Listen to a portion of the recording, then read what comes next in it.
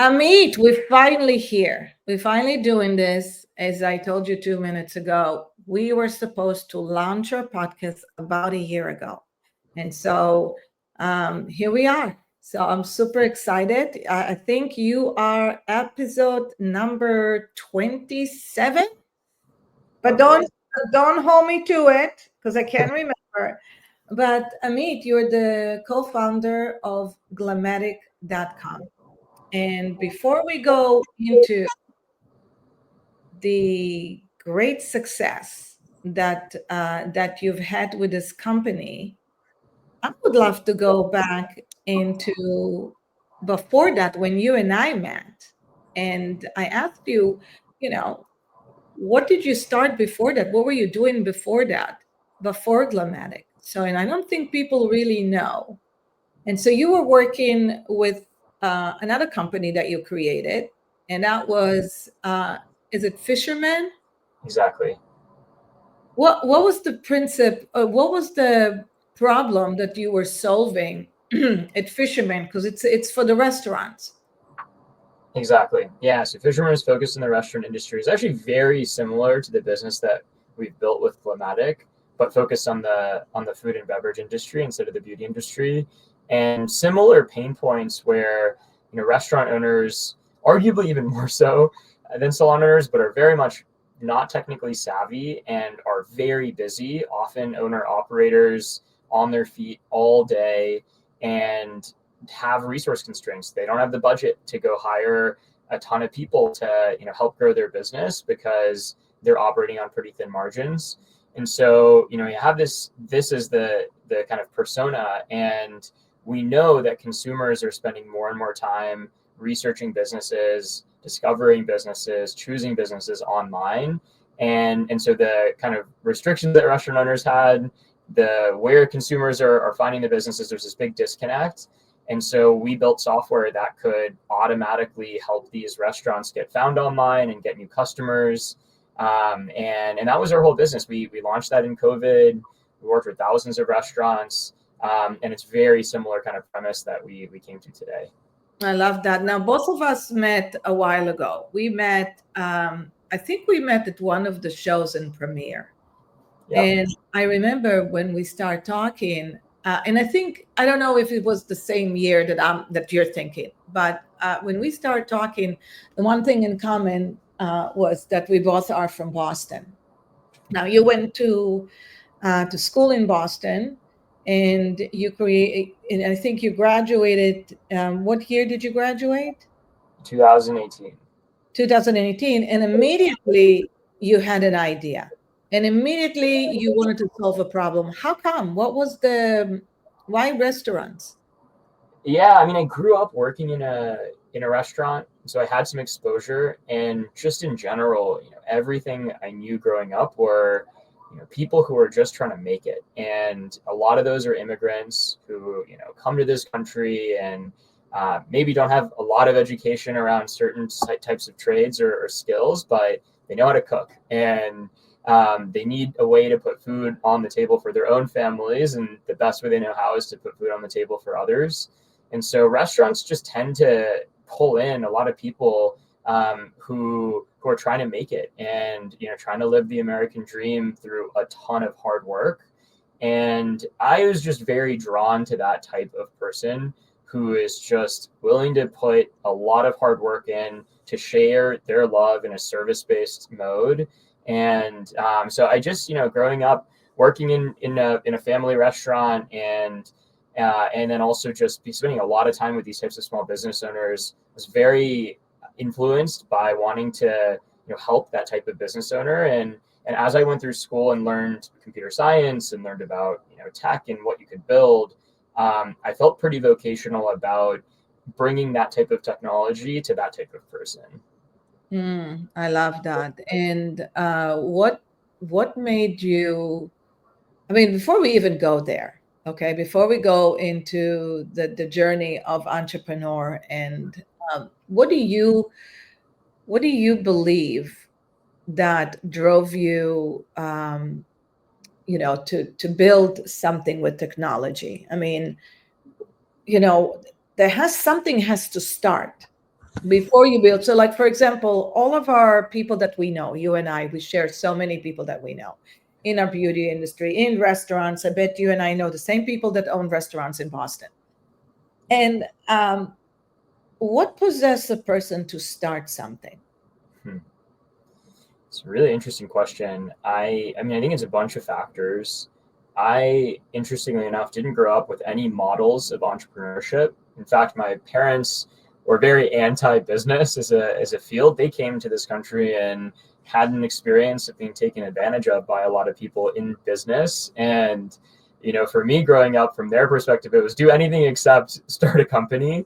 Because if you start a company, you're going to be forced to have to make really difficult decisions and potentially damage people's lives. And it was this sort of negative view on business. And so I wasn't even thinking about it at that point. I love to create things all the time, and but I didn't really have any models for that early on. I definitely was always ambitious. Like I always wanted to do things in a big way, and I saw problems that I wanted to solve. But I really wasn't thinking about it in the context of building a company for a long time. Didn't even know that was a possible path. But when I got to college, I actually met a friend who was from Silicon Valley, and all he was thinking about all of the time was starting a company. And he'd pitch me ideas all the time, and I was just trying to stay focused on my studies and my extracurriculars and my social life. But he finally convinced me to start a different company. So this is even before Fisherman, and that was during college. And so it's that experience that really exposed me to the fact that this was even possible. I didn't realize you could just do the thing that you want to do. And yes, it's really difficult. It's extremely difficult, but you can just decide to do it. And I saw that it was also possible to do it in an ethical way, in a way that represented your values, that you didn't have to trade off.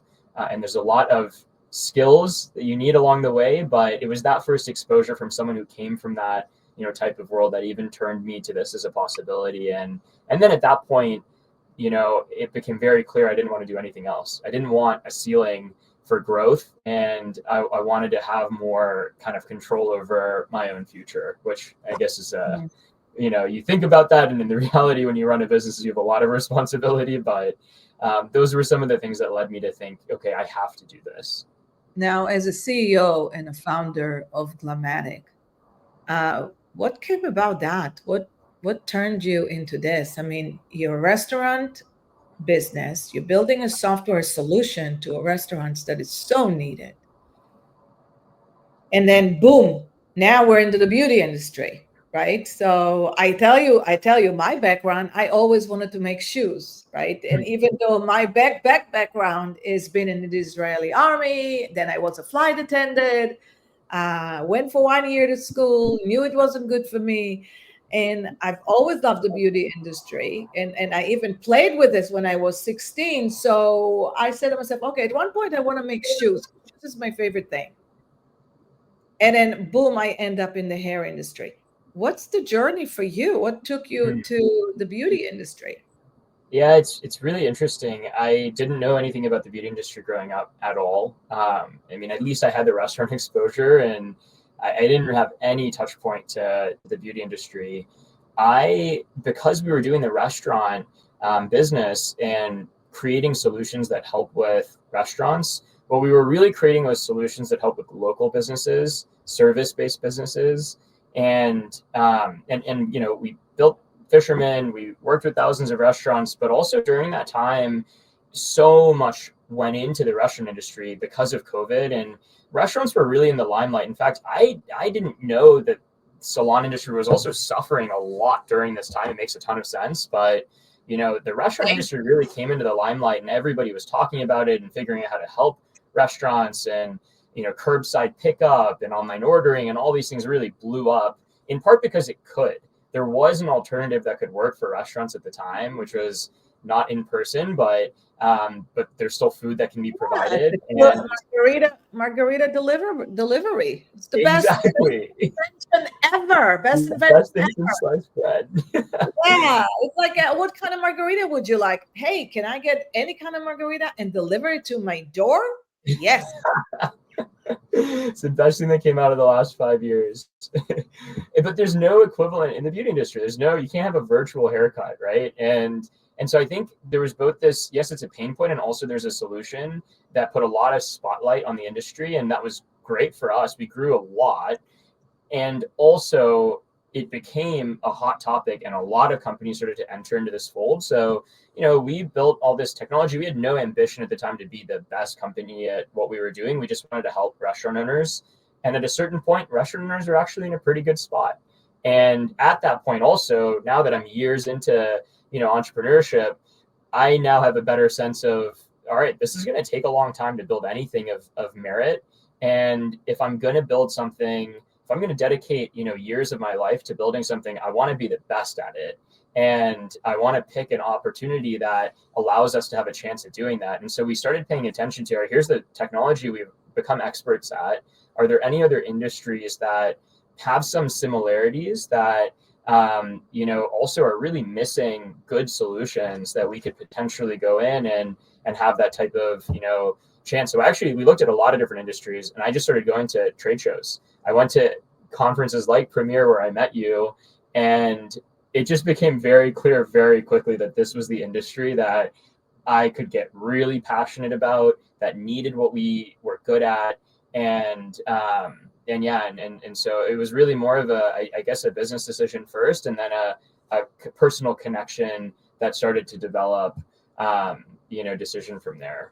And I love that, Amit, because what you did is what we call it R&D, a research and then development. And so for every one of those salon owners, the beauty industry, whether you're in the wellness industry, you're the med aesthetics, anything, first we have to find where is the problem, because and the problem is not, oh, let's just do haircuts. That's not a problem. Let me create a better hair for you, or let me give you a beautiful color. What we need to do as a business owner is find out how can we be different than the 50 other salons down the street, or the 50 other uh, spas down the street. What can we be different, or how can we be so unique that what we have as a product will sell forever, will solve problems forever, right? So when somebody asks Amazon what business you're in, and in the beginning we always thought that it was about books, selling books, but it wasn't. Amazon is about what? Amazon is about how can I deliver what you need in a minute. Exactly. And that's it. That they're in the business of shipping. That's their business. And so they solved the problem. And thank God for Amazon during COVID, right? Yeah. So you saw a need. That's what you saw. And I think that's huge, because I had a conversation yesterday with a few of our customers, and you're going to love this, Amit.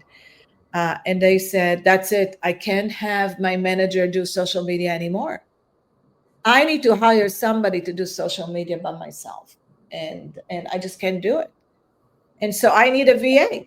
I need a VA. And I says, well, what about somebody that I know that can actually take care of this? Is you don't even have to go through a VA. And so, it's a need. It's such a unique need. So, what led you to come up with the idea, and how did you turn it into a business? Yeah. So the initial question that, I guess, the problem that led to the question that led to the answer was, we kept hearing that the difficulty in this industry is getting new clients. And right, I mean, you historically had a lot of word of mouth or foot traffic, and obviously that was really crushed. The foot traffic was really crushed during COVID, and since then, as the modern consumer has just spent way more time on their phones, just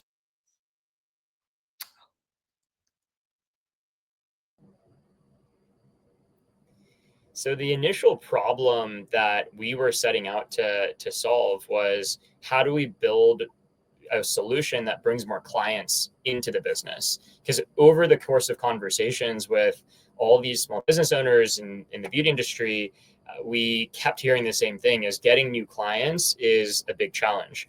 Once a client comes in the door, we know what to do to give them a great experience and get them to come back, and there's some stuff that can be optimized there as well.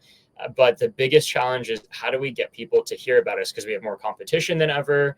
People are walking through the door through foot traffic less often. There's less word of mouth that seems to be happening. So how do we get new clients? The average ticket's going up. So if we can get new clients, we can make more money, and we need to. But we need to get those new clients through the door. And so that's where we had some expertise, and we're solving similar problems on the restaurant side. And that ultimately is still the main thing that we ask ourselves is, every time we're doing planning, this is the big problem that we're trying to solve. And the question of how we solve that should vary and evolve just as technology evolves and consumer behaviors evolve. And so the set of solutions we came up with and we still provide today are strictly around what we think are the most valuable technologies to bring new clients into the door.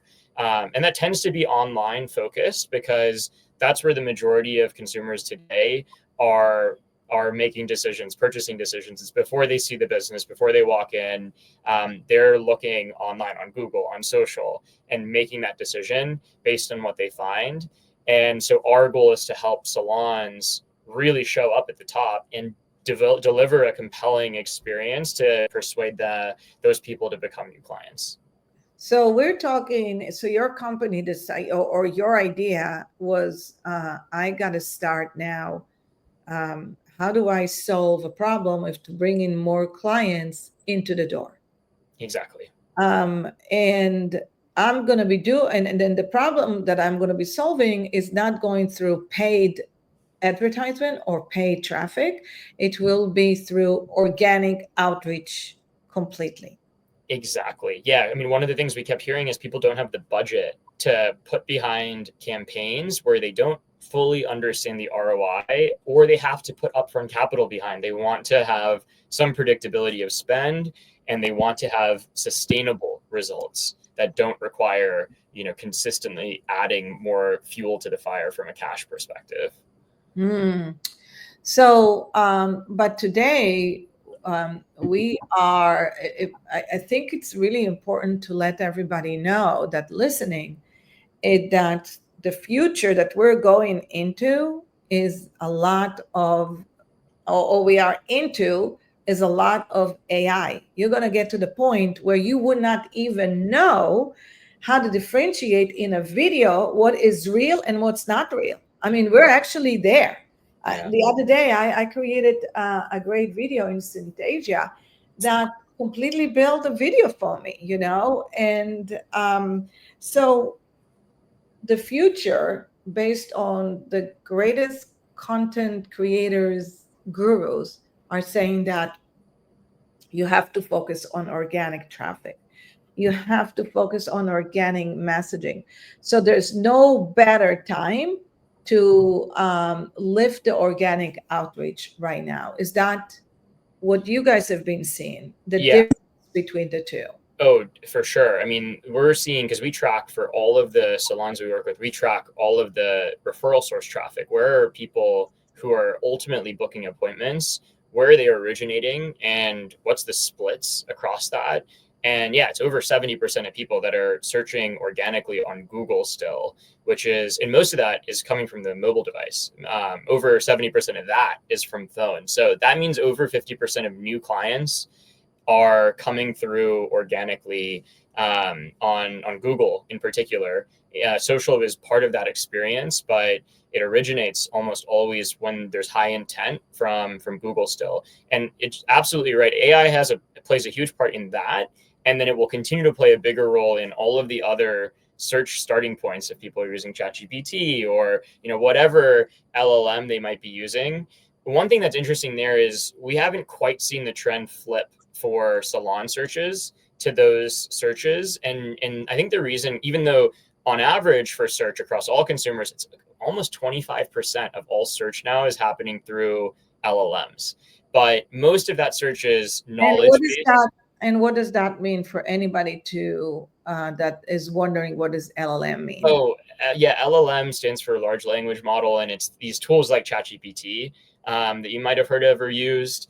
There's many others too. There's Claude, there's Gemini, any sort of interface that's an AI-based search instead of a search that's focused on delivering web results like pages like Google or Bing. And it's using, AI, and I mean, that's a very simplified version of it, to deliver results. But most of that search volume on those LLMs like ChatGPT, let's say today, are information-based queries as opposed to transaction-based queries. And when somebody's looking to make a transaction, and booking an appointment is an example of a transaction, they're still using Google. They're still using Google Maps. They're still using Apple Maps, Google Search, Instagram, even to some extent, but they're still looking for multiple results to show up rather than just a result on information. So we actually still, even though the general consumer trend is going towards using those LLMs, for the salon purposes, organic, Google search is still winning. We're tracking that, we're monitoring that very closely, but that's still the most important place. Well, but we are moving forwards to use these application, and knowing that SEO is also now based on AI Yeah. search. And do you guys integrate in your packages, CEO, that are AI based Yeah, now? that's exactly what we do. So I'll give you an example of one of the things that we do. Basically, we're always trying to reverse engineer the algorithm. Whether it's AI results or just general, algorithm-based search results, we're trying to figure out how does it work and how can we work backwards to get our salons to show up the highest. And one example that we're doing is we set up an AI bot on every single one of our client websites that's constantly researching what are people searching for in their local area around topics of beauty or whatever the service items are that salon offers. What are people searching for? And based on the actual volume of searches for those keywords, we can then generate new content and add that content to the websites, and other places like social, right? And then tell Google to scrape this content so that now we already know that's what most people are searching for. As people are searching for it, these websites are going to show up higher. And all of this is fully automated. So, yes, there's a trade-off, which means that some content on the website is just going to be updated, but it's going to represent the brand voice, because that's also AI based, to ensure that we're maintaining the tone of that salon. But all of this is meant to help that business show up higher. So that is completely automated, and one of many things that we do, leveraging AI. What else? So can we talk a little bit about that? Like what does chatbot actually uh, do for a salon? What can we use that? What is it? Yeah, good question. Okay, so in the bot that I mentioned, we also have a chat bot, and so I can talk about that. But the bot I mentioned isn't even a chat bot. The bot I mentioned is actually behind the scenes.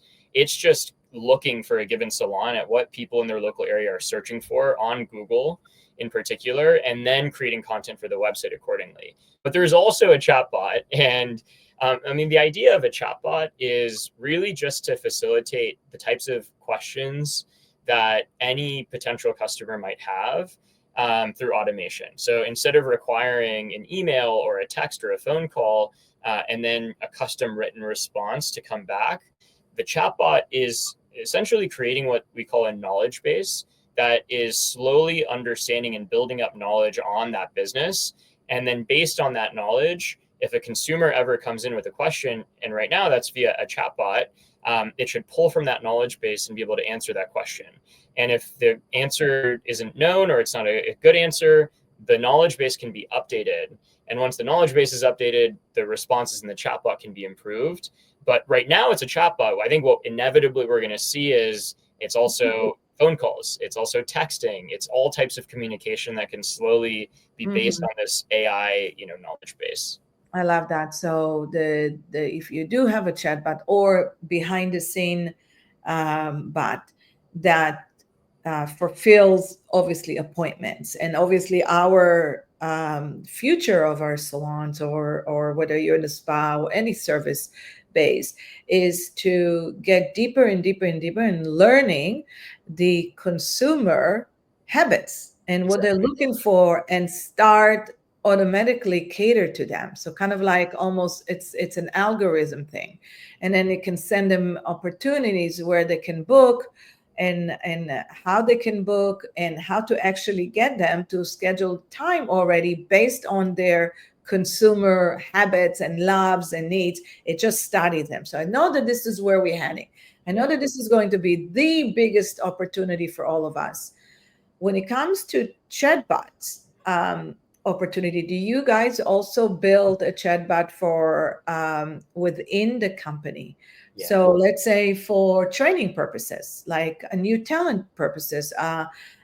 Let's say anybody who is working in the administration part, in the sales part. Do you guys also customize those kind of a bots for the as an operation? Yeah, it's so funny you mentioned that. We've been working on that exact thing as we speak. The starting point of that is the same customer facing chatbot has all this information that, a lot of the information that customers are looking for are the same information that your team might be looking for. And so that already exists, but there are other questions that the team might have that that customers may not, sort of like a help desk or a wiki internally. And so we have been building out tools to at least gather the questions that a team has. And over time, that will allow that knowledge base to provide proactive training and education, which I think is really useful. So if there's a real time question, what's the price of this product, or what's the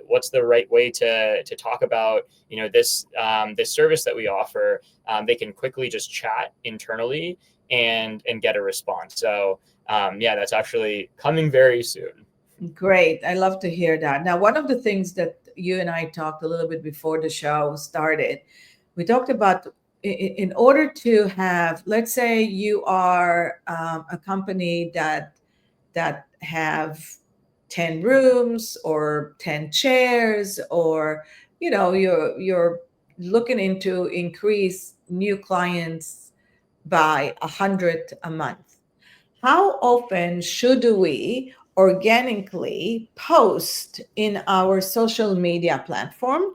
And what social media platform do you actually, as your company, is helping in managing? Definitely. I'll start with that second part of the question. We focus on Instagram primarily. Okay. We also cross post everything to Facebook. We do some stuff with TikTok, but really the focus is Instagram. And the reason for that, I actually think Facebook is an increasingly important channel, especially with local groups for salons. But there's less we can actually contribute and help with, because that needs to be pretty personalized. Posting and comment replies in local groups on the Facebook side, I think that can be a really, really useful strategy for salons to deploy. But we focus on Instagram because it has the benefit of being able to be managed by us, and also it is where most consumers are. Most of this industry is there. It makes sense. It's the beauty industry. It's a visual industry. It's a visual platform. And so not only that, but you have this way of really filtering locally for businesses that are in your area, as opposed to a TikTok, which is starting to do more local focus too, but is primarily sort of, it's indiscriminate about where the content's coming from and who the content is being delivered to. It's more national or global. And so Instagram has this nice blend of the people who are following you or looking at your content or discovering it tend to be people who can actually convert to customers, which is what matters. Right? Even if a post goes viral to millions of people, if they live on the other side of the world, it doesn't matter. It doesn't move the needle for the business. And we care about bringing new clients in. So social is a good blend of the type of content resonates with this industry, and it can target a local audience that can convert to becoming customers. And then in terms of how frequently to post, and just staying on top of the platform, I will say, the bigger picture is the algorithm is changing all the time, and that matters. And I also think consistency matters so much. And it's kind of like a diet is one way to think about it, where if you have a really difficult diet to follow, you're less likely to follow through with it than maybe a slightly more manageable diet that you can stick to consistently. And so I do think consistency is really critical. We see, if a salon is posting very frequently, but then they just stop, it crushes their momentum and their 100%. engagement. And so I think consistency is the most important thing. And so having a plan that you can stick to is important. But then, yeah, if you can get consistency, and the consistency is quality content, I mean, the more you can post, the better. We were talking about even a daily frequency is becoming a bare minimum, even if that's just a repost on a story or reposting a stylist content. Some sort of engagement or interaction on a daily basis is important to just stay top of mind. You never know when that person who's looking at your content is actually looking to book an appointment or learn more, make a decision, and that could drive that behavior. So the more you can post, the better. But I do think consistency and quality of that content are both like really important prerequisites. So how does Glammatic actually control that? So if you can walk me through, how does your company literally control the quality? Where do you get the content? Do you create a content? Are you a content creator? Or are you managing the posts? Great question. I think the easiest way to describe what we do is to describe what we don't do, because there's a lot less that we don't do. And the real thing that we do not do is go into the salon and take the photos and the videos ourselves. We can't, because our clients are so spread All of, out yeah. and they're all over. Plus, often we do find that people within a salon, if trained the right way to capture the content, do a better job than having someone without that specific salon's context capturing photos. And it's a tricky thing. I mean, because it's the beauty industry, people care about what they're wearing, how they look. The lighting matters a lot. The angles matter a lot. And so capturing the photos and videos is not an easy thing to do. And but it is the one thing that we do not do. We provide a lot of training around it. We'll provide a lot of best practices around here's how to take good quality photos and videos. We also then do everything else. So we will, from the very beginning, here are ideas on a content calendar that we will provide as a starting point, telling you exactly what to capture and when to capture it. We provide access to our platform to the entire team at a salon, because that helps to distribute the workload of actually capturing that content. And you never know who's the stylist or the service provider or the owner or the manager who's actually best at capturing good quality content. It is a skill.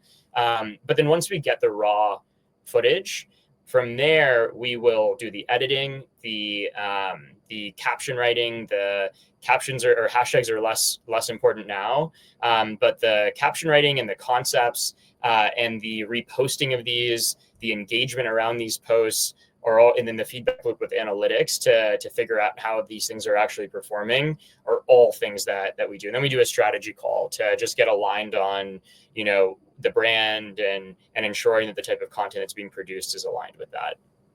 Okay, got it. And I think that's important to know that that the consistency is really critical.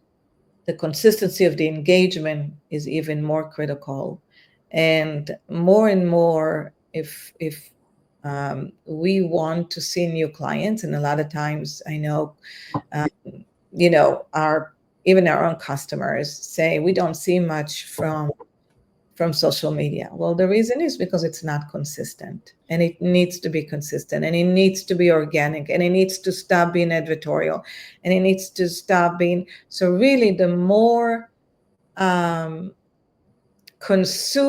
the consumer wants to see, and the more direction we get for that, and the more organic it is, that's how we really can get, we can touch the hooks for the right audience, for the right customer. And Exactly. yeah. I was just going to jump in on that, because it's so important what you just described, which is what is going to resonate with the consumer here, rather than just thinking about, oh, what am I going to post today? What am I inspired to post? That matters too for motivation, but really what matters is the results. And it's the same thing that we were describing on the website front, where you shouldn't just create a blog randomly. You should look at what are people searching for that's relevant to my business, and then write that blog post. And that's what we do automatically there. On the social side, we can't create the whole post automatically, but we can do the research around what is trending, what in your local area is a gap. And based on that, even coming up with those concepts, that matters so much. To have the concept and to have the caption that will rank. And then, the ask is for the salon to provide that thing that we're asking for, which we know is going to perform well. Yeah, and I agree with that. So I want to go back into, so you created Fisherman, you finished school 2018, you started a new company 2018, Yeah. solving a problem for restaurants, and then through life, COVID happened, and you found out that there's a need in the beauty industry or the wellness industry, to really solve the the need of any kind of a brick and mortar service providing, is to create the social media, bring new clients. That's the biggest problem. How can I bring new problem? You're what is it, year 5 or year 4? On the Glammatic front, we're actually just on year 3. We're coming out of, from the Fisherman side. Yeah, year 3 now. How's the company doing? You started probably with a 0 accounts, and now Yeah. where are you with accounts? Because I hear all the time, Glammatic, Glammatic, Glammatic. So where are you right now? How many customers have you built so far? Yeah, we're working with hundreds of salons now. We're adding about 40 to 50 new salons a month. And these are amazing businesses that have done a lot of the hard work establishing a brand, and building a team, figuring out what their clientele should look like, what their service offering is. They've done a lot of the hard work, but the struggle is just making sure that everybody in the world knows about it. And that's kind of our job, is just to connect those dots. And yeah, so we've been growing really well. We're bringing in a lot of new accounts, but it's always a question of how can we deliver more value. I love that. And that is only year 3, Amit. Okay. Now, I want to take you back into the beginning of this journey. And I want you to share with all of us, if you can think about what the success really cost. What were your sacrificing in your personal life during your biggest period of business growth? And how did you eventually, right, find harmony between building an empire or striving for one and living a fulfilling life? It's a really good question. I don't think I have the answer to, the right balance yet. I'm definitely still very much in the journey, and I have a lot to learn from people like you around finding the right balance.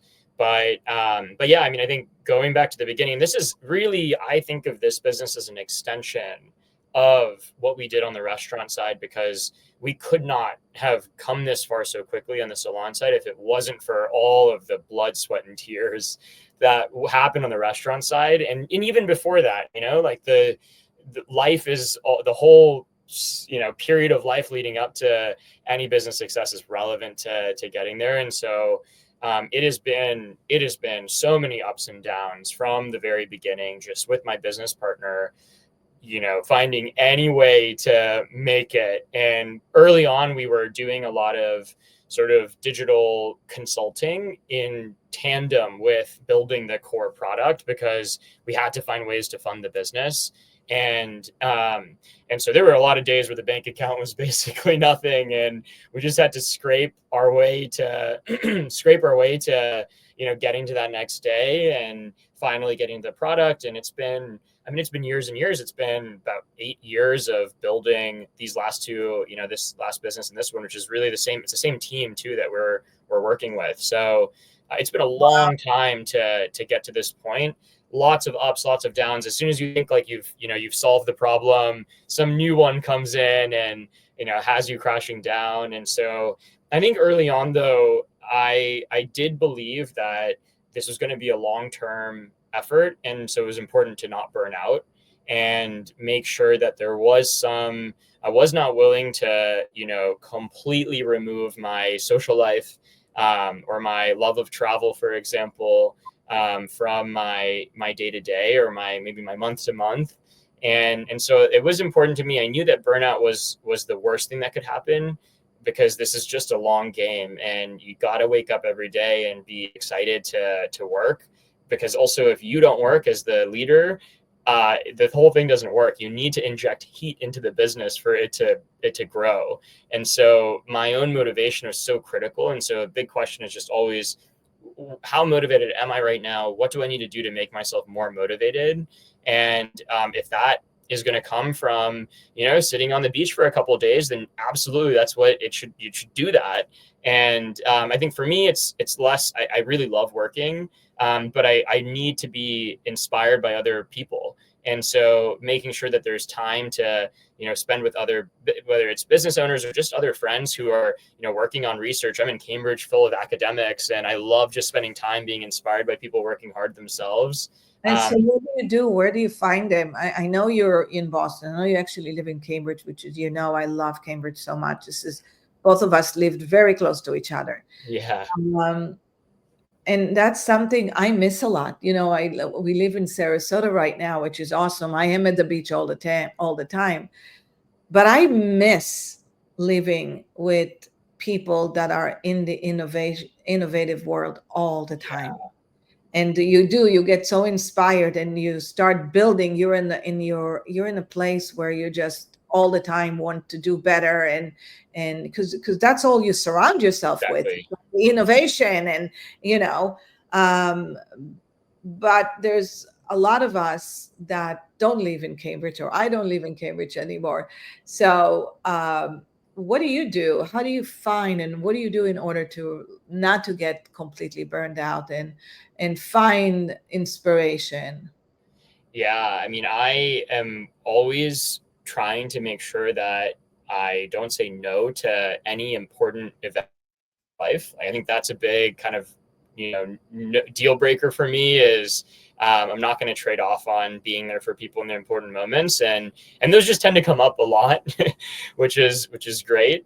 But I'm actively trying to figure out who are people that I'm inspired by, and make sure that we have regular meetups. So I actually, I am in Cambridge. I am lucky to be surrounded by a lot of amazing people, but I've had this group of other founder friends that we meet up with every couple of months. We have a call where we're hanging out for half the time, and then also going through all the problems that we're experiencing. And we've been doing this for years now. And that is an essential way for me to just separate from things, commiserate, get inspired. And I think that is something that people can, it's a virtual call. One lives in Minnesota, one lives in New York, one lives in San Francisco. So I think that is something that people can set up regardless of where they're at. And then I do spend time just playing basketball, and going on runs, and traveling quite a bit. And I use that time to just sort of recharge and reset. And a lot of times it's in those down moments where you're not just in the weeds that good ideas even come up. So I genuinely believe that that's important. So important. I 100% agree. Well, thanks for sharing. And recently you just got engaged, so Yes. congratulations. Thank you. Yeah, the lucky girl. I'm the lucky one for sure. Oh, yeah, I bet both of you are. So congratulations. So you see, there is a harmony and everything, but you do definitely, sacrifice a lot, and thank you for sharing what it takes to really move the needle up, and know that the journey is not easy. So we're coming into wrapping up our conversation, and this was so fun. I mean, you got such great energy, and you're just so kind, and it's so great what you're doing for the beauty industry, because it's such a need. And so to find you, and to subscribe to any of your services, um, does it take any size of salon or a spa? What's the right model for Glammatic? Yeah, good question. I mean, we work with everyone from booth renters to 26 location business, but our sweet spot is definitely a 1 to, let's say, 4 or 5 location salon. With most of our clients are single location salons with probably more than 8 staff members. I think that's our sweet spot, because if you're so big that you have a whole marketing team, there's less that we can really do. We like to control the marketing as much as we can, so that we can have the biggest impact.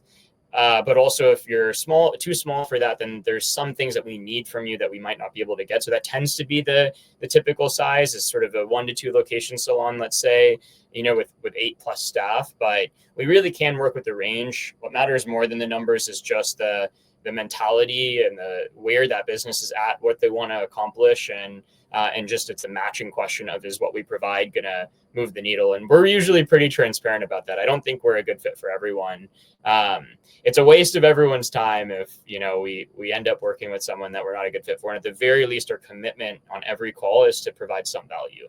So even if we don't end up working together, we can provide insights into how you're currently performing, and even if not with us, like, here are some things that you can do to improve. I And think. so, yeah, Glammatic.com, our socials are there, at Glammatic Pro, best way to get in touch. And one good fact about you, Amit, is that you're constantly always learning. I mean, I've seen you literally sit in classes, come and meet people, and just really studying the people. And that's, I think, what makes you very unique. You connect to people, you listen to people, and you really identify where the need is. And I think you and I can talk about AI for the next 10 hours for sure, because I don't know about you, but I'm just Total so, nerds. oh, yeah, totally. And we will, maybe that's going to be another episode. We'll just go and talk and share what we know. Yeah. But one of the things that we do when we come to wrap it up, we fire up 5 questions. Hmm. And are you ready for those questions? I am. But before, can I just comment on what you just said? Because I met you when you were giving a session at this premiere show, and it was one of the first events that I had been to. And it was one of those events where it became so clear to me this is an industry I wanted to go deep on. But this was a session that you were teaching at, and the room was probably like 100 people in this room that fit 50 people. There were people on the floor, there were people against the walls, and every single person in that room had their notebook out, and they were sitting at the edge of their seat if they had one. And I just love that about this industry, because yes, you're right, I care so much about learning, but this whole industry is filled with people who are really trying to learn. And I think part of that is maybe because it requires a license to even be able to practice. And so learning and education is at the heart of being able to even be in this industry. But it is mind blowing. Going to restaurant events back in the day, nobody was going to sessions like that, let alone paying attention. And everyone there was just soaking every word you had to say in. And I really feel like I found my people in that way. Oh, well, thank you for mentioning that. Which class was it? Do you remember? Because Oh my gosh, what were you? It was a leadership training thing, and you were saying a lot about your story, and man, Yeah. people were in tears. It was so high impact. So that's where I came Oh up to my you God. afterwards. Like, I need to know this You person. know, it's funny talking about, and thank you for saying that. That's really nice. One of the things that when you said to me, Ronit, I live in Boston, actually in Cambridge, and your background, and and that could be part of why our industry and a lot of us just want to learn. It's not about the license, even though we have to do that on a yearly base. But I'll share something little that I grew up in a house that I had to whenever I come back from school, I had my father was so huge into education. It was just like dip, dip, dip, dip. It was like really frugal about that. And he would test me on my math calculation and my grammar. And if I didn't know my multiplication, I was going to be sent to my room and not leave the room until I study. So sometimes I stayed in the room for 24 hours until I went back to school again. Wow. So literally, I grew up hating math because of that. I felt like it was a punishment.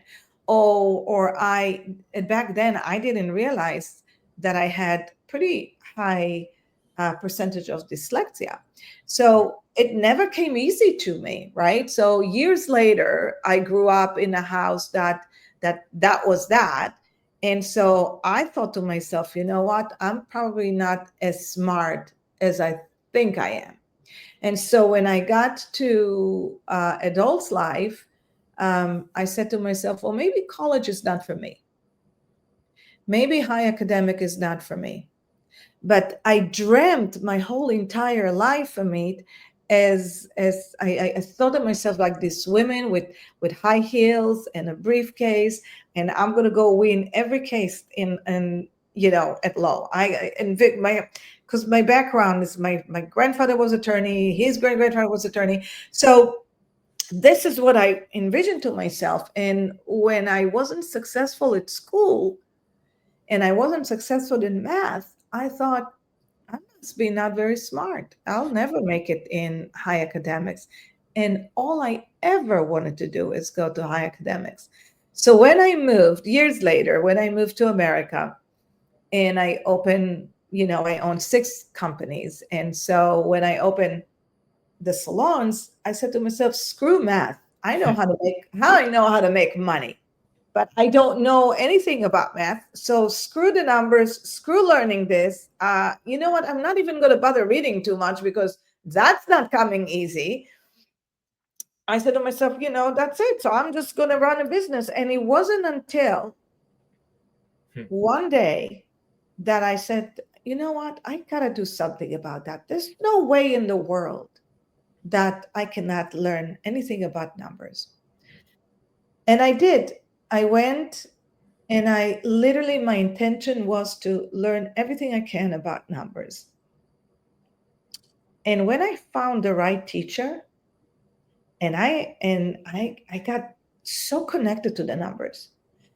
And it came so easy to me suddenly, years later. And that's when I said, you know what? All I want to do now is just study.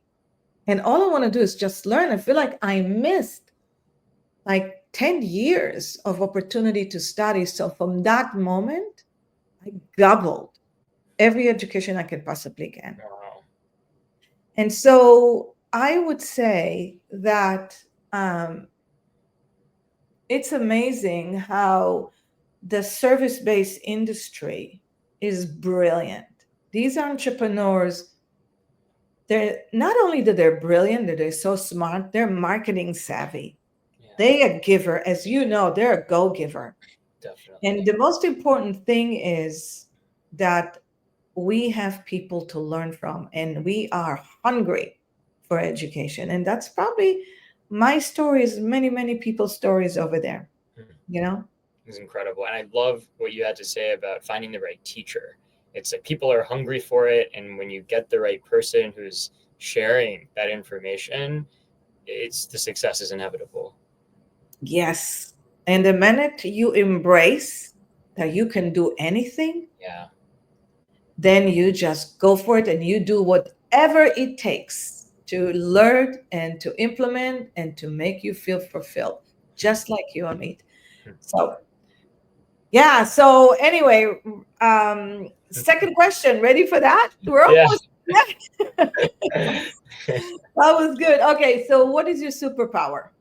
Relentless optimism. Love it. And if you could have a billboard anywhere, what would it say? A billboard would say that not all work is created equal. So work smart before you work hard at it. Very good. I love that. And what's your definition of success? For me, success is freedom. And I'm always seeking more freedom. And the more free I am to make the decisions and love the life that I want, the more successful I would call myself. I love it, Amit. Thank you. And on that note, my friends, Remember, all you got to do is subscribe, hit that button, and I'll be able to bring Ameet more than once. We're going to bring Ameet to speak about AI. Maybe we'll even do a workshop together about AI. Absolutely. Why not? Why So, not? subscribe to us, share it with your friends, and I'll see you in the next one. Have a good one. Thanks, Ameet. Thank you, Ronit.